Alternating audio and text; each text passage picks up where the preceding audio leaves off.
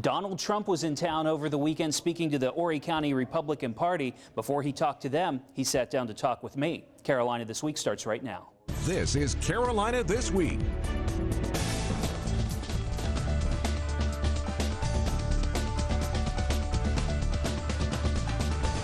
Carolina This Week with Tim McGinnis. Good morning. Welcome to Carolina This Week. Donald Trump spoke to people at the Myrtle Beach Area Chamber of Commerce yesterday. Then he went to speak to the Horry County Republican Convention. Before he did that, though, he took some time to speak with me. Here's my interview with Donald Trump.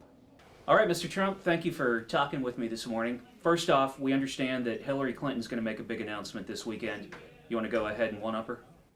No, I don't want to one-up right now, but it's going to be very interesting. Her announcement is very low-key, and nobody understands why it's so low-key. But it's something she had to do, and I think she had to get out there. She's got a lot of difficulty with the emails and lots of other things, so probably she felt it was best to get out there and get it done. Are you considering a run for 2016? I'm totally considering a run. I look at what's happening in the country. It's being run by incompetent people. The country's going to hell. And just take a look at what's going on. The Bergdahl 5-to-1 deal, the Iran deal is a disaster, a total disaster for this country, for Israel, for everybody else. No, I'm looking at it very, very seriously. First, just to get it out of the way, there will be people out there that will say, it's a publicity stunt. He's not really serious about it. You just want to draw attention to yourself. Is that the case, or would you want to lead the free world? You know, the truth is that I've looked at it in the past, most particularly the last time. Mitt Romney let us down when he lost. He should have won that race, and I don't know what happened to him. He choked. Something bad happened to him, but somehow he went away the last month, and it was just, a race that should have been won.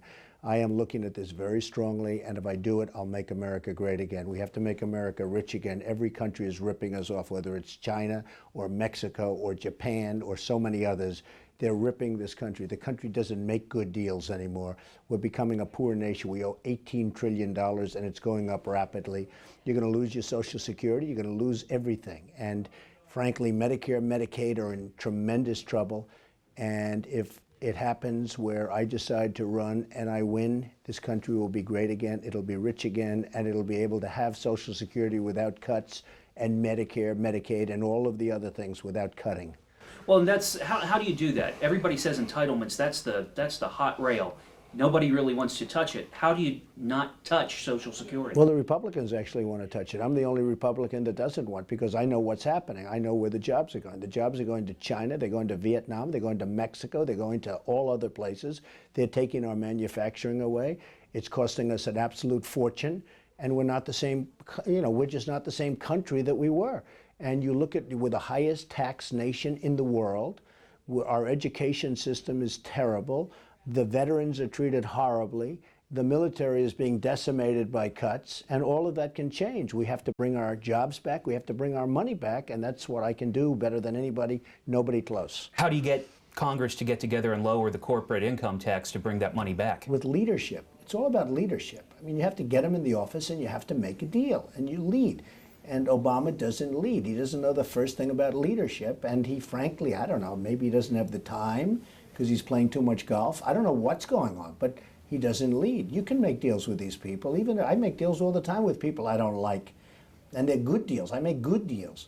So something has to happen, and it has to happen fast, or the country is going to be in very, very serious trouble, even much worse than it is right now. A lot of people are saying this is going to be a battle for the middle class 2016. You, according to Forbes, are worth about $4 billion. Is somebody in the middle class going to be able to relate to you? Is somebody going to be able to say, he's on my side, or are they just going to say, he's a billionaire who doesn't have my interest at heart? So I've always had a tremendous ability to make money and to fix things. I fix things. I buy things that are broken, I make them great. That's how I made my money. And I made a lot of money. And I'm willing to, if I decide to run, I am willing to put that all in abeyance and do that for the country. Because that's what we need. We need somebody. I make good deals. I made a tremendous amount of money dealing with people, against people from China. These are the smartest people in China, and I beat them. I won and made a lot of money. That's what you need. You need that ability. When was the last time you heard anybody say that the United States had a victory in anything? We lose to Mexico. We're losing plants. We're losing the car industry. We're losing everything to Mexico. And on top of that, the border is a sieve, and they're treating us terribly. You got to close up the border, and I mean close it and mean it. You look at what's happening with China. You look at Japan, where people are buying Komatsu tractors instead of Caterpillar tractors. You look at what's going on all over the world. They're beating us. And nobody ever hears, oh, the United States had a great victory against Russia. The United States had a great... We're just a laughingstock. We're run by people that are incompetent, and we're a laughingstock. Bureaucracy is something you'd have to face if you go to Washington. I imagine, just judging by the few minutes I've spent with you, you know what you want, you go after it. But if you get into Washington, there are going to be all sorts of roadblocks that both parties are going to throw your way. I've dealt with politicians all my life. All my life I've dealt. That's what I do. I deal with politicians. A lot of my life is dealing with politicians. I don't lose to politicians. Politicians are easy. I've dealt with politicians all my life. They're all talk. They're no action. It's never going to get done. You elect another politician. I mean, the last thing we need is another Bush, believe me. With his Common Core, he loves Common Core. That means he wants your kids to be educated through the vehicle of Washington. He's weak on immigration. It's the last thing you need is another Bush in this country. You don't need that as president. That's not going to happen. And we can go, you know, one by one. The fact is, politicians all talk, no action. It's not going to happen. The country's going to be in really serious trouble, even worse than it is right now. Rand Paul announced he's running. What do you think of Rand Paul? I like him personally. I think his stance on military has to get a lot tougher because the world is looking to just absolutely do a number on us. And I think his stance on the military is going to have to get much, much tougher to satisfy me. I feel we have to build up the military, make it really strong, really powerful again, and don't listen to anybody, just do it. You know, Russia doesn't want us to do it, and we listen to Russia when they tell us don't build up your military. We have agreements with Russia where they don't want us to build up our military. You can forget about that. We have to build up our military. What is the biggest threat right now? Do you think it's the Islamic State? Do you think it's China? Do you think it's Russia? What do we need to be focusing on? To me, the biggest threat is nuclear. You cannot let Iran have nuclear. You cannot let certain countries have nuclear. You just can't do it because the weaponry today is so sinister, so terrible, that you cannot allow people to have access to this weaponry. You just can't do it. The consequences are too great. To me, that's the single biggest problem. How do you stop Iran from developing a nuclear weapon? Well, you stop it with a good agreement. This agreement that they made is horrible. It's a disaster. It's going to lead to proliferation all over the Middle East and beyond. It's a horrible agreement. It's done by people that have no idea. You know, the Iranians are very good negotiators, and they always have been. The Persians are very good negotiators. We don't have our best and our finest negotiating with them. If we did, we would do very well. But they're dancing in the streets of Iran at this agreement, and here we are. They're dancing, and we're all criticizing it. It's a terrible deal for this country, and it's going to make Iran very, very rich. And you remember when I said, hey, keep the oil in Iraq. Shouldn't have gone in there in the first place because you totally destabilized the Middle East. But keep the oil, and keep that oil. Don't let it go. You know who has the oil now? ISIS has the oil. And now people are saying, you were right, Mr. Trump. For a time they were saying, oh, this is a sovereign country. How can you do that? I knew it was going to happen. Iran is taking over Iraq. They already control Iraq. They took over Iraq. And ISIS and Iran have the oil. We have nothing. We spent $2 trillion, lost thousands of lives, and wounded warriors all over the place. And we have nothing. Look at it. We heard about what's happening in Yemen, the destabilization of Yemen. The government falls, the Houthis and Al-Qaeda are battling the Yemeni government, and they're battling each other.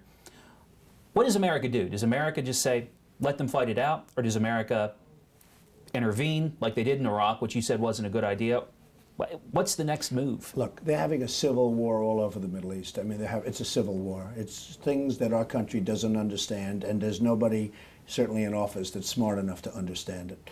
And at some point, you're going to have to just say, either you're going to have to go in with great force, or just say bye-bye.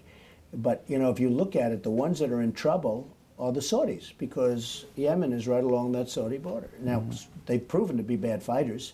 They're not good fighters. I mean, if you look at Kuwait, when they had Kuwait, where Kuwait was attacking them, they ran, and the Marines were standing behind them, and the Marines took over and did a very nice job protecting Saudi Arabia.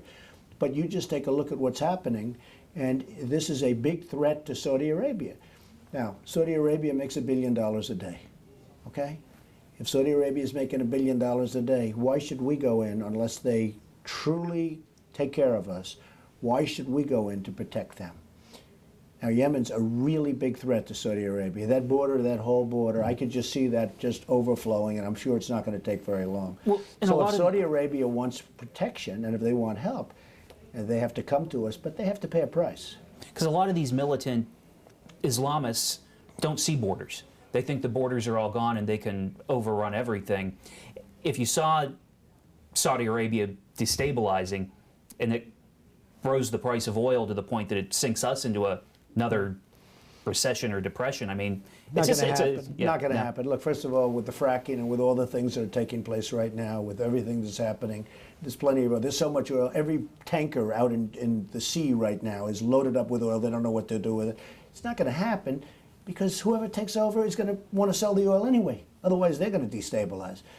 Now, look, I'm not saying bad about Saudi Arabia. I'm saying they're making $1 billion a day. Why would we go in to protect them? South Korea, we protect South Korea. Why are we protecting? This is why we have deficits of hundreds of billions. I mean, we have such deficits. And we have it because we're protecting the whole world. We can't protect the whole world. Now, if Saudi Arabia needs help, let them come to us. But again, Saudi Arabia makes $1 billion a day. We don't. We're on the opposite side. We're losing that kind of money and more. So they have to come to us, and we have to be smart. We need smart leadership. Lucky to have you here today. I want to take a quick break, and when we come back, I want to talk about some issues that really affect the Myrtle Beach area, the Grand Strand in South Carolina. Okay. Be right back with Donald Trump.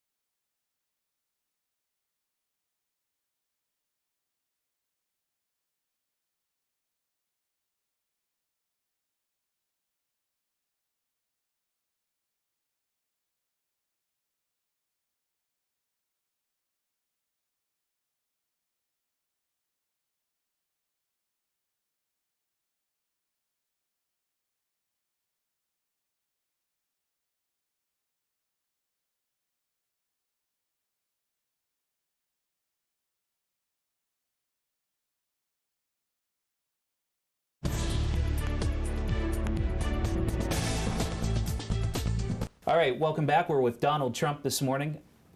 I want to talk about some local issues now. Here on the Grand Strand, and we've talked about oil in the previous block.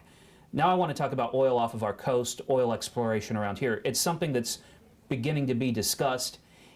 What do you think about offshore drilling? What do you think about regulations in Washington that would either prevent it or make it happen? Well, you have a big tourism industry, and I know it very well. I love Myrtle Beach. I used to come here when I was in college. I know it very well, and I've really always had a fond place in my heart. And it's a very big industry, and you have to be very careful with the drillers, and you have to be very careful with even the vision of drillers, because if people are out at the beach, they're not wanting to look at oil rigs out there. So it can be done, and it can be perhaps profitable. You have to make sure that you're the ones that profit from it, not that, you know, this oil's being taken out and everybody else is going to get it, and including the federal government. And frankly, the federal government, you know what they're going to do with it. They're just going to waste the money and waste your tax dollars. So it can be done, but it's got to be done very carefully, very gently, because you want to protect your tourism industry. I-73, I don't know if you've heard anybody here talk about I-73. I spoke about it at great length at the Chamber of Commerce this morning.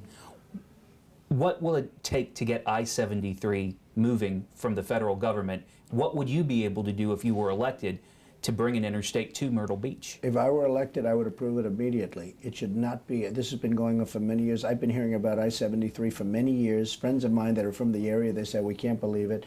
The environmentalists have you totally clogged up and stopped, and there's no reason for it at all. the environmentalists, and I get plenty of environmental awards, but the environmentalists can be very, very negative. They can be a negative force. And with I-73, that should be approved, and it would be a phenomenal thing for Myrtle Beach. If I decide to run, and if I win, I will approve that so fast your head will spin, and it'll get done. I-73 would also help out other parts of our viewing area, including Florence, South Carolina, some of the rural counties of South Carolina. Some of them have the highest unemployment rate in the state. The state has one of the highest unemployment rates in the nation. So now I'm moving it to jobs, not jobs necessarily near the big cities and near the population areas, but jobs for the people who don't live there, who live out in the country, who used to see factories. Those factories are now shut down. How do you encourage businesses to open up shop in these rural areas? Well, how do you encourage businesses when you can't get your highway built? I mean, that's the problem. I mean, that should have been built years ago, and it's been under construction or under consideration for many, many years. So before you can do the jobs, at least in the corridor that you're talking about, you have to get I-73 approved and built. You're being stymied by the environmentalists. You have to break the environmentalists. You have to get it approved. And you need your political people to do things. Maybe you have to do some overrides, but it has to get done because I-73 is very important. I can tell you it's important for a lot of places, but in particular for Myrtle Beach.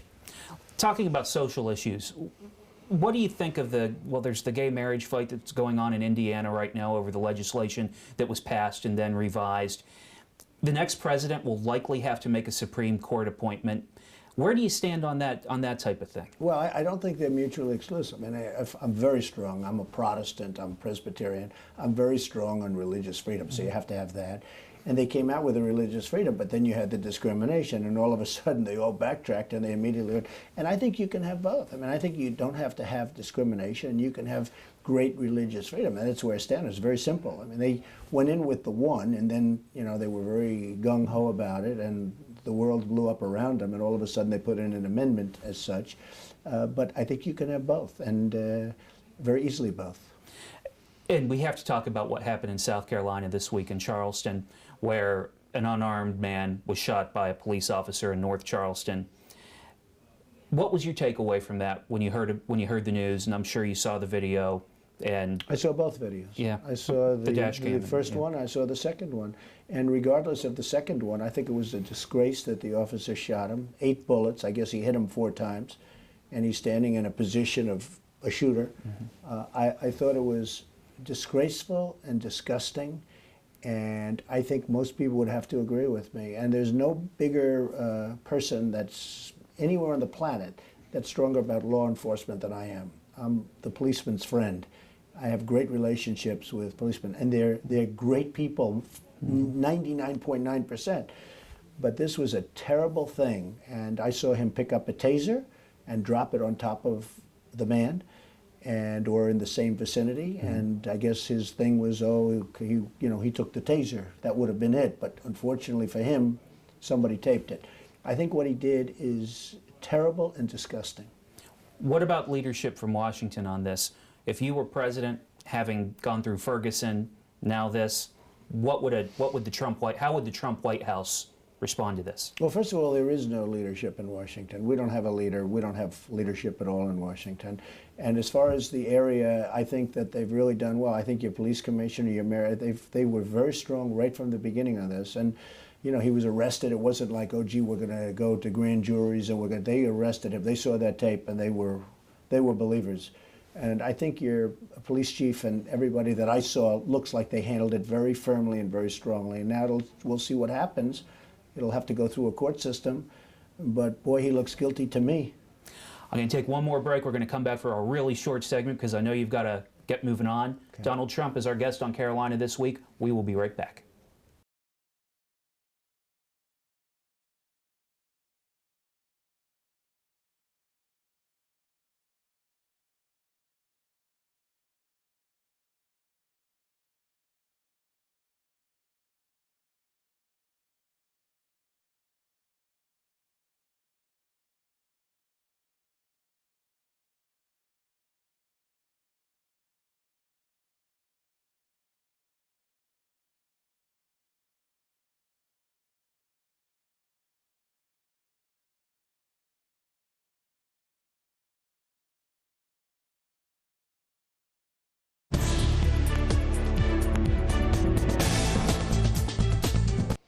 Welcome back. We're with Donald Trump this morning. Thank you for taking the time to talk with me. I go back to if you run. What's the biggest question mark in your mind when you think about it? What would keep you out of the race? Well, I have very little question mark. The world can change. Lots of things can change. I mean, I'm talking about June, July, in that vicinity, and perhaps something will change. But I will say that I am working very diligently. I have a great team in South Carolina. I have a great team in Iowa. At New Hampshire, I have a fabulous group of people. I have a lot of staff. We're looking at it very, very seriously, and I want to make the country great again. We can make this country great again, but we need leadership and we need real competence. We don't have competence and we don't have leadership. You have a show called The Apprentice. When you look back on the great leaders that we've had in our country, who would be ones that you would want to that you would hold up as somebody that you approved of? Well, in the more or less modern times, the leader that I liked the best by far was Ronald Reagan. I thought he was terrific, and I thought he represented something that was really fabulous. His way, his mannerisms, not only his policies, but you looked at him, it sort of like reminded me of my father. There's our president, and you were proud of your president. You were really proud of your president. So I would say the greatest leader that we have had during this relatively short period of time is Ronald Reagan. Now, last one, though you haven't thrown your hat into the race yet, what would you want to tell people who are looking at the field, who are considering who they might pull for in 2016? What do you want them to know about Donald Trump? Why do you think they should give you a chance? Well, I think they give me a chance because I've built a great company in a relatively short period of time. I've employed tens of thousands of people. I've done some of the most incredible projects anywhere in the world. I own some of the greatest assets anywhere in the world. And frankly, I'm not a politician. These politicians, remember this, all my life I've dealt with them, as I said, all talk, no action, nothing's going to happen, nothing's going to get done. And I don't care what anyone says, I mean, it doesn't make any difference. It's going to be the same old story. They want to survive. They're survivalists. They want to survive. That's what a politician is. More important than anything else is their survival. They're all talk, they're no action. I get things done. I'm going to make this country great again. If I run, this country will be great again, that I can tell you. All right. Donald Trump, thank you for taking some time to talk with me. Thank you very much. All right. Stay with us. We'll be right back.